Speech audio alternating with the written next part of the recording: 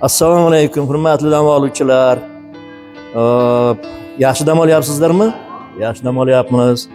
Mana men ham yaxshi dam olyapman.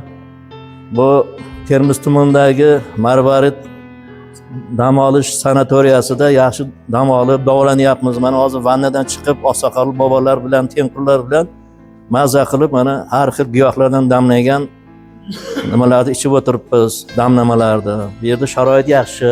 Har yili kelaman. Davolanishlar yaxshi, ovqati yaxshi, xizmat qiladigan xodimlar yaxshi. Mana bu hamma yerda yaxshi kutib olyapti. Vrachlar ham yaxshi. Mana nima xohlasak shu hamma sharoitni yaratib qo'yibdi. Bularga rahmat.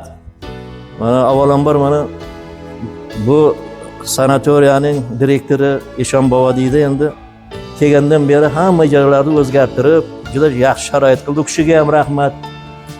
Yaxshi xizmat qilyapti. Xullas biz shu yerdan juda ham rozimiz. Xizmatidan bulardi. Mana mening gapim kam bo'lsa, mana oqsoqol bobomizdan bir narsa desin. Ayting. Ayting bobo.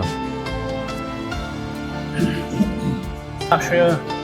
Har qanday jamlamalar namatak, tuya o'rtadan bo'lgan kiyik o'rta, buyrakka deb davolovchi damlamalar ichyapmiz.